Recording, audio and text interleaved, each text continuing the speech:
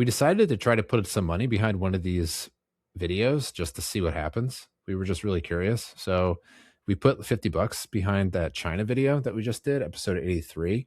And something weird's going on. It's like blown by any sort of expectations to the point where this is too good to be true.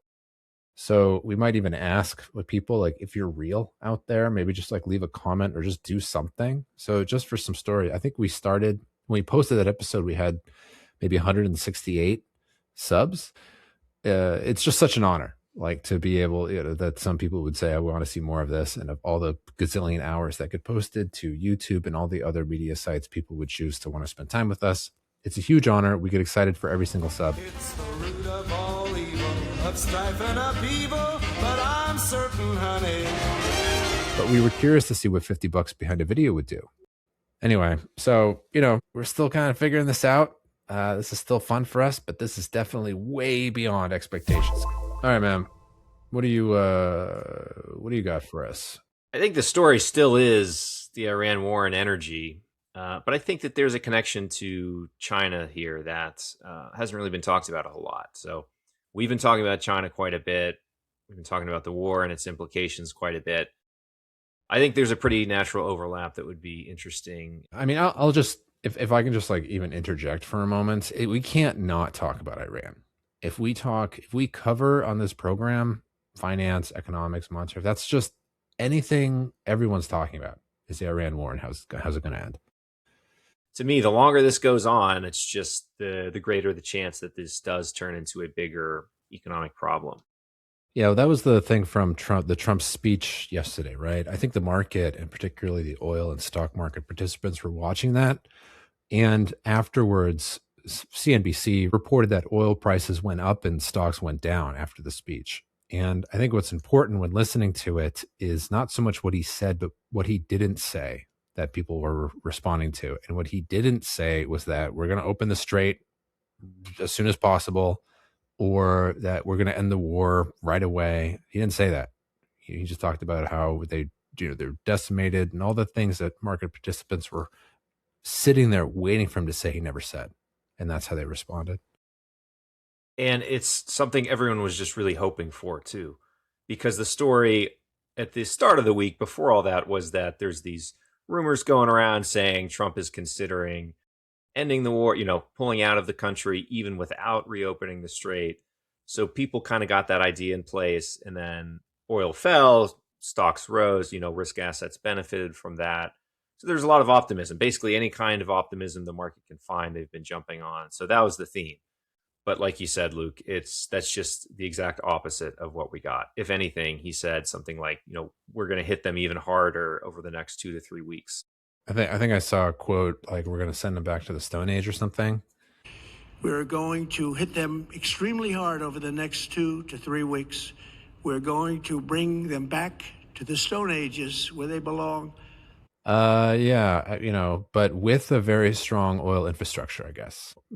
Stone Age with some good pumps and petrochemical plants. Yeah, but the tricky thing is, like, it's not like there's anything magical about Iran's oil. It's just like nearly completely just the location. And, they're not the only country that borders that strait, but all it takes is one really belligerent actor to say, we're going to shoot drones at boats that go by, we're placing mines in the water. So they're effectively proved that they can take control of it. So the problem is Saudi Arabia and all of its neighbors in that region, they can't pump oil right now because they have nowhere to put it. Yeah, no, all right, fine. That's a fair point. So this did prompt me to look into the oil market, just like, what is it? And even before doing that, you just ask yourself, how does oil interact with your own life? Like, how elastic is it? Which is to say, like, if everyone's so keen on where the price is going to go, we have an idea of how much supply is being removed from the system. So then we got to ask ourselves where our price is going to go. And to answer that question, you need to know its elasticity. That's just like economics 101. And just looking personally, like my demand curve basically for oil is just like a straight up and down line. Like it is extremely inelastic. Got to get to work. Yeah, exactly. Like it doesn't matter what the price is, I'm going to pay it. So because how do I use oil? I use it in the car to get to work, which I have to do. Prices could double and I'll still pay it. I still got to fill up the car. And then heating. Like, I'm not going to not heat my house. And then you have to zoom out and say, for an entire society, how many people have a demand curve that's sloped? And the answer, I think, is really not a whole lot. Like, so what happens is, it turns out, you sort of theorize, just thinking on that, is if a tiny little decrease in supply hits the market, prices go way up really fast because there's just so few that are willing to stop buying the stuff. And you can look back in history and other shocks. And I think, going back, there's oil embargoes, 1973 to 74. They suggested there's an oil supply decrease of about 7%. The oil price, I guess, it increased from about $3 to $11 to $12. So, 250, 300% increase. It's huge. Iranian Revolution, similar idea. This was late 70s, 7% supply shock, saw about a 200%, I guess, increase. If you think about that, if you have that in the back of your mind, 7% supply being down, and then you have like a 200% increase in price, now we're looking at a 20% loss. And like, if it's that inelastic, then all of a sudden these like hundreds of dollars for a barrel doesn't sound so crazy. And then, you've got, it doesn't also help that Ukrainians, I guess, are going around attacking the Russian oil infrastructure as well. That's another kind of, there were some attacks on the Broby pumping station on January 27th. So that's not, that doesn't bode well. But then on the flip side to that, one of the speech that came across was from the Kansas City president. He gave a speech in Oklahoma City. And I wanted to read something that I never really heard articulated well before. He basically acknowledged that the large oil price have historically had a negative impact on the United States. I'm basically reading it quote for quote or line for line here. He said most of this history stems from the severe oil shocks experienced in the 1970s and 1980s. I expect that the growth effects today will be less severe. So one important reason is because the economy is now far more energy efficient. In the 1970s, we consumed roughly 12,000 BTUs of energy to produce $1 of GDP. Today, that number is closer to 3,000 BTUs. And then he spoke also about being a net exporter. So, that switch means there's not also necessarily an increased spending on energy, is a transfer of money from the US to, foreign energy producers or whatever. So, that, if you want a little bit of some positive news, this one particular very important economist, as the head of one of the Federal Reserve banks, thinks that the U.S. economy is going to be a little more robust in the face of a oil price increase shock. But still, this could potentially be a lot worse than what we've seen before. I'm curious what the policy options are. Like, even though we are a net exporter, and if we had to shut off exports or something, we could like support our own demand. But that's not how it works. It's a global market. So if someone else over across the seas is going to offer a higher price, well, then exporters are going to take that price. That's how it works. Some governments do employ policies to insulate their citizens from fluctuations in energy prices. I'm pretty sure in the UK and India, they've got programs in place where the government kind of controls some additional supply within the country such that they can keep their country level fuel prices constant, more or less. But the US has never done that. So yeah, pretty much one for one. If you see the global price of oil increase, you're going to see it, in consumer prices pretty quickly. Well, where do we see those reserves then? Don't we have a whole bunch of strategic reserves? We do have reserves, yeah. I don't, but I mean, there's not an explicit pricing policy tied to it. I guess it's just used at like the president's discretion. Like Biden used quite a bit of it, I think, in 2022 to help insulate some of that. So if the U.S. has a decent outlook, who else is going to be impacted in a much more negative way? I've got one big one in mind, Luke.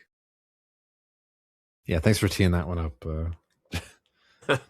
Is it China? Is that what you're talking about? That's right. China gets nearly half of their oil from, that originates in some way through the Strait. We don't know what kind of impact that's had so far, and I'm sure the CCP is going through great pains to project an image of there not being impacted. But just mathematically, it seems like this has got to be putting tremendous pressure on them. Yeah, I don't know. I mean, I guess you hear some things about some tankers are being let through if they go to China or something. Maybe Iran's a little more cozy with China or something. That was just one of the latest factors I was thinking about, especially in the context of the past couple episodes that we've had talking about their latest 5-year plan, but also their own kind of self-diagnosed economic issues at the moment. So, namely, choke points in their economy is not being able to get consumer spending up, just having that ongoing issue of trying to transition to a consumption-driven economy. So, to me, that's an additional issue in place because that implies they're still very dependent on exports propping up the economy. So, if you're in this world where energy prices are increasing, if this goes on long enough, you're going to see demand issues. China already is struggling with very weak demand domestically. And then the third layer on top of that, even still more, is that because they're so dependent on exports to support their economy, if this is a global energy shock that leads to a global slowdown, they're going to be getting hit on the trade front as well. So they'll have their domestic demand hit, their export-driven growth hit, and facing higher oil prices all at the same time.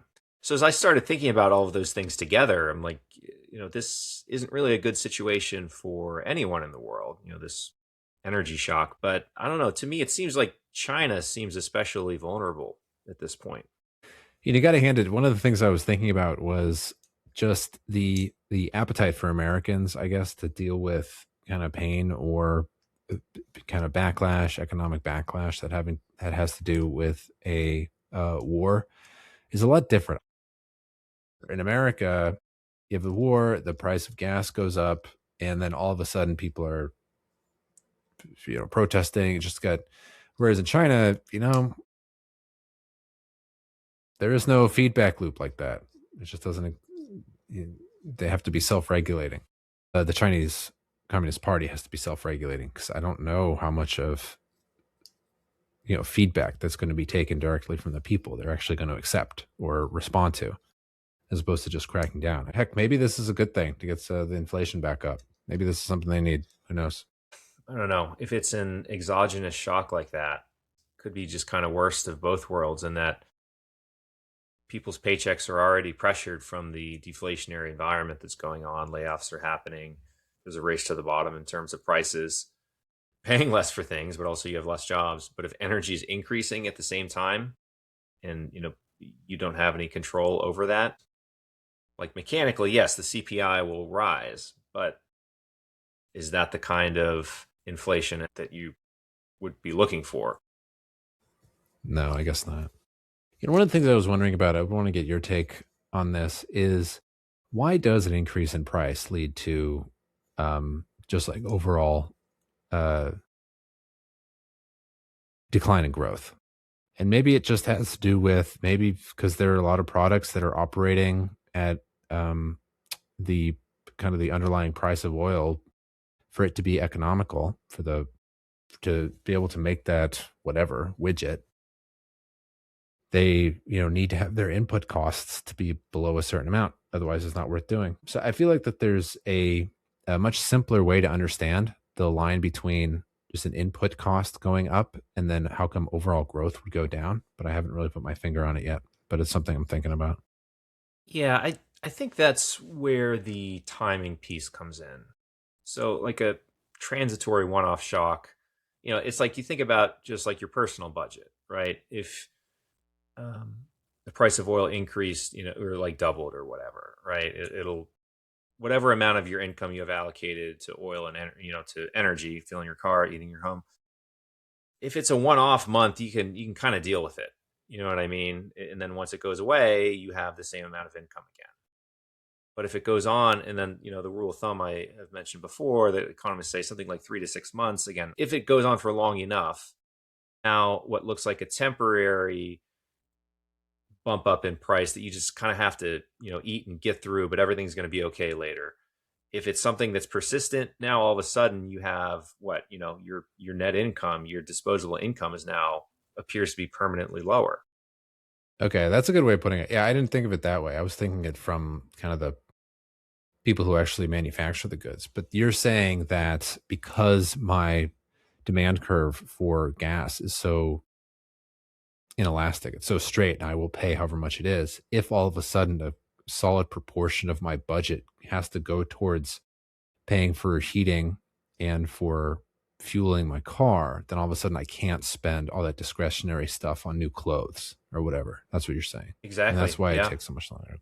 Okay. Yeah, I could see that. If you see it as a kind of overall economy as a proportion of every household's individual budget. Okay. Yeah. I like that. That actually makes more sense. Yeah. Let me, what another kind of observation I had over the last month, just since this war started, this conflict started, is yields overall on treasury and stuff have been going up, which is a little bit counterintuitive. Usually in just broader maybe economic theory, that if a war goes on and volatility goes up, then there's a flight to safety. That's what they call it. And a lot of money gets put into safe assets like US dollars, treasuries. And when that happens, you expect yields to go down. So when there's a big risk off moment, yields are supposed to go down. But in this case, there's a whole bunch of new volatility. There's a new war. You'd expect a flight to safe assets, and yet yields are going up. And the explanation, I guess, for that has to do with, it's really what trumps all that is the inflation outlook. Because, correct me if I'm wrong, this is my own little theory. This is how I understand it. But bond traders are extremely sensitive to threats of inflation. Because all of a sudden, all the cash flows, if you can think of a bond, or fixed income, just what it sounds like is a bunch of cash flows in the future. And you know exactly how much those cash flows are going to be. What you do not know is how much those cash flows are going to be worth in the sense of what inflation is going to be. So if they start to even smell, just get this tiniest little whiff of inflation, all of a sudden they might fear that the cash flows that they're holding onto, which is what that bond is, it's just a claim on those future cash flows, are suddenly worth a lot less in sort of real terms. And they get skittish and they sell them. I actually kind of think about this in a similar way as what we were just saying about this supply shock to demand shock. I think you'll see a similar shift. So in the immediate aftermath, energy prices higher, inflation higher, bond yields higher. That's pretty much the mechanism. But if this goes on for long enough, people aren't just concerned about inflation anymore. Now they're concerned about growth. At that point, then yields are going to start moving in the opposite direction because people aren't as optimistic for the future of the economy. Then they're going to a longer term flight to quality in that sense. And so that's something that we've seen a little bit right now. So I think the 10-year Treasury's yield has rose about 30 basis points or so, which is pretty material. That's a lot, in about a month. But the past few days, it's begun to come back down. In the first couple of weeks of this conflict, you were seeing very high volatility across rates products globally. So, UK gilts and EGBs and Japanese government bonds as well. They were all swinging, 5, 10, even 15 basis points up and down day to day. That's come off quite a bit, the volatility, and the levels have kind of hit a high point and they've started to fall down a little bit as well. And it's even more obvious when you look at central bank pricing. So if you look at short-term bonds, that's generally tracks what, the Fed or the Bank of England is going to do more. Before any of this began, basically all of the major central banks, they were all market pricing of these short-term bonds to imply what central banks will probably do is that they're going to cut rates. We've been talking about how much the Fed is going to cut for a few years now. That was the only story in town. About a week or two into this, it totally flipped. They were the Fed was pricing in nearly a full interest rate hike by the end of this year. That's come back off. We're about flat now, but it's just swung so much. Yeah, that's pretty wild. I mean, somebody who watches who has to watch this stuff, bankers, they're constantly curious as to what the outlook on rates is. And when you enter into, as we did kind of late last year, into a rate easing or a rate cutting cycle, it's just pretty, you just kind of, that's where you're assuming it's going to go. All of a sudden, they kind of hit the brakes and then potentially go back up. It's kind of that whipsaw effect. But yeah, it has to do with the threat of inflation. So one of the things, the other thing I looked into, because I think we mentioned before, just kind of get up to speed on the history around stagflation. If in fact stagflation comes around, and we mentioned it before, central banks are faced with this problem of trying to decide between fighting the unemployment from the slowdown in growth or fighting the inflation, because stagflation is defined by slowing growth with inflation. Your economy stagnates, but you also have inflation. And the question is, what do you do? Do you cut rates to help the employment, or do you hike them to fight inflation?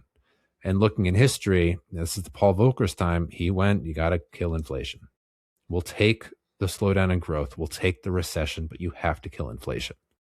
That's the priority. And in that context, if you're really facing with a stagflation scenario, you got to see a hike in rates. So that's informative. If, just looking at history, and Paul Volcker is a legend among central bankers for sticking the course.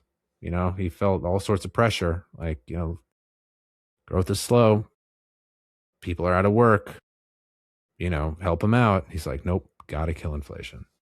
So yeah, I mean, you just look at his predecessor was criticized pretty viciously for tolerating high inflation for so many years, and he kind of left office, I guess economically in shame a little bit. He was done being chair. The economy was just in a terrible spot, very weak, very high inflation. So Volcker had to make that really tough choice. People say that the Fed engineered a recession. So when you think about the Fed, you don't really think about them starting recessions, but that was the choice. He said we had to kill inflation. So because there was nearly a decade of just 10 to 15% price inflation, and then today, looking at 2021, the Fed has been criticized, nonstop about kind of missing inflation 5 years ago in the aftermath of COVID. So they're very focused on not letting that happen again. But if they push their hand with a weakening labor market, they kind of got off easy in 2022. They kept raising rates and really nothing happened. Rates rose, but people weren't losing their jobs. The economy did not enter a recession, even though everyone thought they were going to, because they were looking at back to the early 1980s, but it just didn't happen. Does that change a few years from now? The labor market's looking much weaker today. So it's tough to say, but hey, maybe AI is going to come in and solve everything. Speaking of the Fed, though, you have something else that came to our attention? Our friend Stephen Myron's out here at it again with a kind of spicy new paper, at least in terms of central bank circles. So, oh yeah, I didn't even see his name on here. Here it is. A user's guide to reducing the Federal Reserve balance sheets. Wow. And he previously published a user guide to restructuring the global trade system. Really? That was it, huh? Oh. And what a banger this was. Wow. What they do in this paper, basically, they go through and systematically try to list a bunch of policy proposals that could reasonably lead to the Fed's ability to reduce their balance sheet without incurring market volatility. But they come to a conclusion saying we could reasonably reduce the balance sheet by lower bound $1 trillion, upper bound about $2 trillion. That's a lot of money. The Fed balance sheet today is around $7 trillion or so. That kind of raised the question, like, what's the point? Yeah, I mean, a couple other things I would add to that. One is the incoming chair. No doubt, this is on his wish list. Warsh has been critical of the Federal Reserve having such a big balance sheet, and he's going to take the office of chair pretty soon. So no doubt, this is Myron, who I always considered to be more of a almost politician than a central banker. He's just definitely got that sound in the just listening to the wind. He sort of knows that, having a user guide on how to reduce the Fed's balance sheet might be really useful to Warsh, who's coming in and wants to reduce the Fed's balance sheet. But Warsh had said earlier that he would like for the Fed to reduce their footprint in the economy. He wants to provide more policy space for future crises. So that's something I can definitely get behind. Maintain the monetary fiscal boundary. Now that reminds me of Dalio, our guy Ray Dalio, because you don't want to get central bankers to get too much into the fiscal space. And he's saying the central bank is holding so much of the federal government's debt that it is already sort of blurring that boundary. That's a fair point. The other thing he talked about was neutrality across sectors. So he doesn't really like the idea of the Federal Reserve putting capital into sectors of the economy, like namely the housing market. So MBS, they bought a whole bunch of stuff on. Now, that's definitely much more of a sort of kind of political. You want your elected officials to decide where in the economy the government, which is the central bank, is a quasi-governmental organ, is going to get involved. So the fact that they're in MBS at all is kind of a problem. And it was a big deal at the time that they were buying up like corporate bonds, right? Up at the time, at one point in time. Briefly over 2020 they did in like one of the isolated programs. But I think the real issue that he pointed out is that, so they started buying MBS because in 2008, or in the aftermath of 2008, because the housing sector crashed. So that kind of made sense at the time. You know, you support that sector of the economy, which was being hit the hardest. But they did it again in 2020. They bought MBS in kind of the similar ways they did treasuries, just like they did in the first rounds of QE, when there wasn't really there was nothing specific to housing at that time. Right. But yeah, over COVID, to be fair, they did start buying everything. So yeah, so there was a program that was buying corporate bonds. There was one that was doing short-term corporate bonds, longer-term corporate bonds, municipal bonds, nearly everything. But those were in much smaller programs that had end dates to them. The Fed's still holding, I think, what is it, like $2 trillion in MBS that really has no, they have it on the balance sheet and they reinvest it each month. So it's kind of just there indefinitely at this point. Yeah. And then kind of the last thing, one of my favorite reasons that was mentioned, I think in this paper, but I'm sure Warsh would probably agree with, had to do with limiting the exposure to losses. So we know the Fed's now, it's losing money. I mean, it's a bank that is losing money every month, right? Because it's spending more for these reserves on the liability side to banks at 3.65 or whatever than it is earning on the asset side for these really kind of low yield treasury stuff. So it's losing money. So if you can, shrink the balance sheet, then you'll lose less money for the federal government. So I can definitely get on the, I can support that. Yeah, you lose less money there. But on the other side, before COVID, though, throughout the 2010s, the Fed was, I think there was just over $100 billion a year that they were giving back to the Treasury every year. So it was making considerable money as well. So That's we're true. Seeing, that was the zero rate environment. We're in the total opposite of that. So we're seeing the losses. Right. But yeah, so you'd lose both of those things. But I would assume, yeah, Warsh would say we're better off with neither. Yeah, I did actually. Yeah, I remember that. Like I was working at the Fed, and they were during that time you're emitting. Yeah, like you said, $100 billion was going to Treasury, and I did feel better about working there, being like, oh well, at least I'm not working for the taxpayer. Exactly. It doesn't feel my salary, feels like, well, at least it's not costing the taxpayer like direct money. You know what I mean? Kind of indirect in the sense, well, if it would go back to the Treasury, but overall, the organ of the Federal Reserve was a net positive to taxpayers, but now it is not. Anyway, so this paper comes around and comes up with, like you said, 15 ideas for how to shrink it. Yeah, so this one's helpful. The balance sheet, billions of USD. You can start to see here's the currency. It's in green. So those are literally bills. Those are cash. It's literally, if you look on it, it says Federal Reserve note. Just cool trivia bit. That's actually a liability on the balance sheet of the Federal Reserve. And it's a pretty good source of funding, I got to say, because cash does not pay any interest. So for this stuff in green, they're getting these quote unquote funding for zero. It's just cash that you have in your pocket. The stuff in red, though, these are the reserves.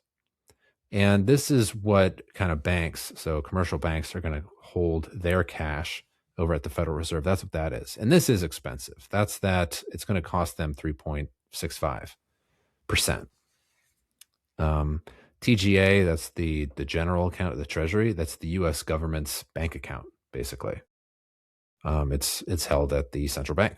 Yeah, they it's been coming down, but then just recently they started, it's going to peak back up because, again, it's not something we're going to cover here, but some of the liquidity in the system was feeling a little tight. So they decided to stop quantitative tightening and reverse it.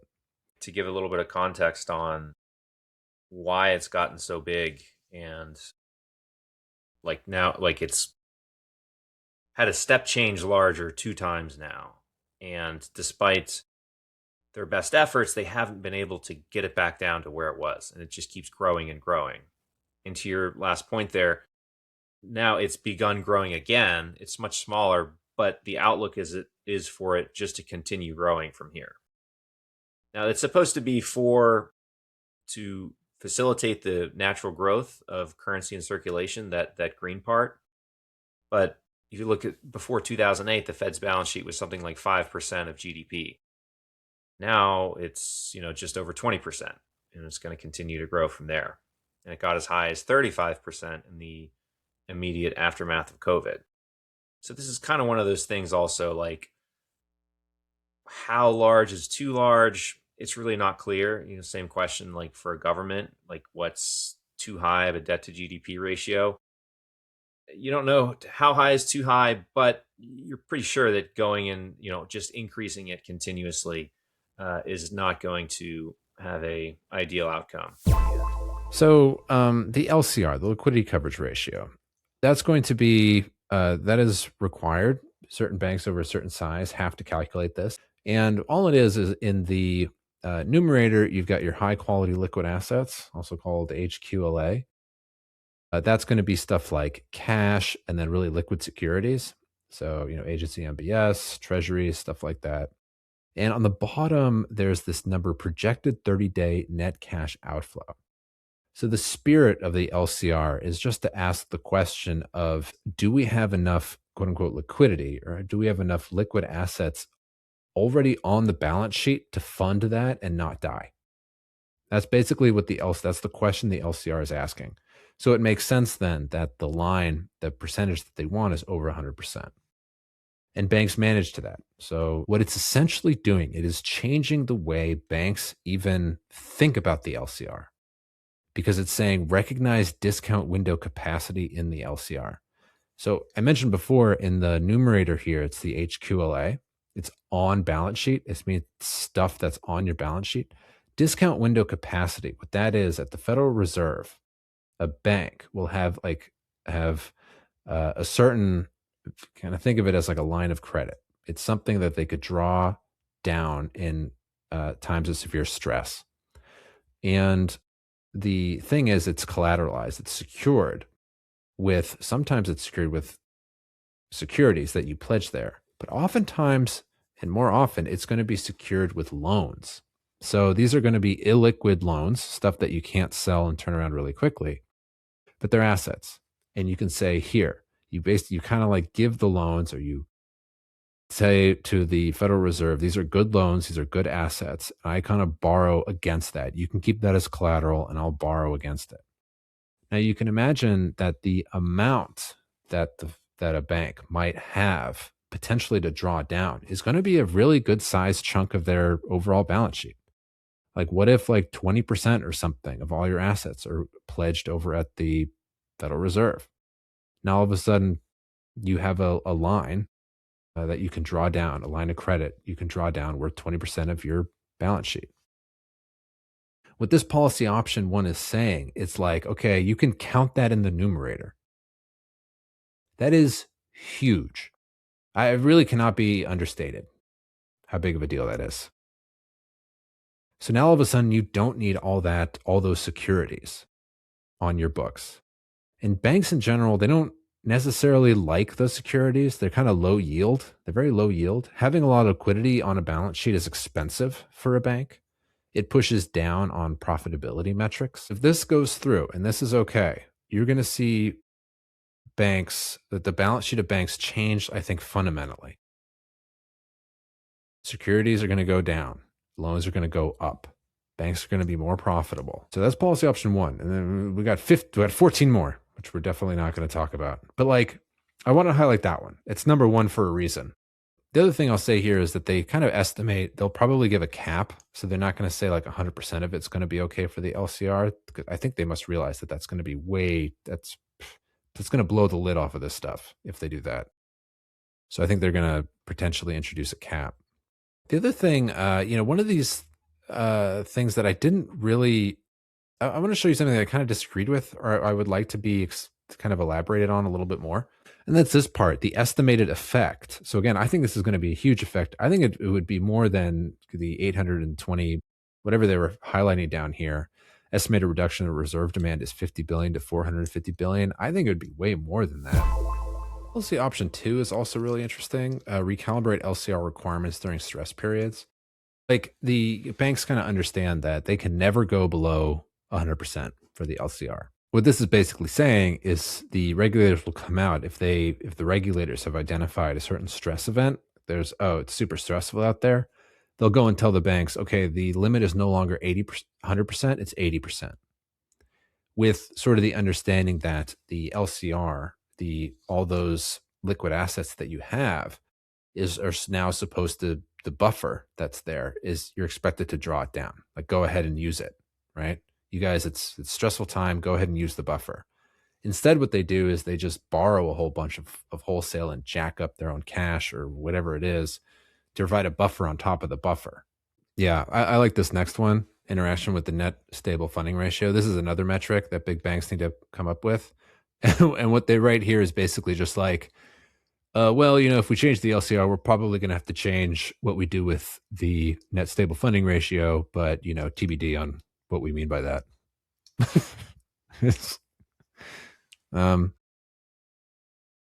So, there's not a whole lot here, but it's like, yeah, we are aware that this would probably also have to move. This would become the next binding constraint. Yeah. So basically with the tiering of reserves with policy option 8, right now it's just the interest on reserve balances. Whatever you dump at the Fed, you're going to get the 3.65% on that entire balance. But they kind of can come back and say, well, what if we give you 3.65 up to a certain amount of those balances and then some lower rate for other parts of it? But then they sort of talk about how, okay, this is kind of theoretically appealing, but transitioning to a tiered system like this would introduce severe operational and structural complexities. And they sort of maybe talk about what those are. But at the end of the day, they're just saying that we don't know what's going to happen.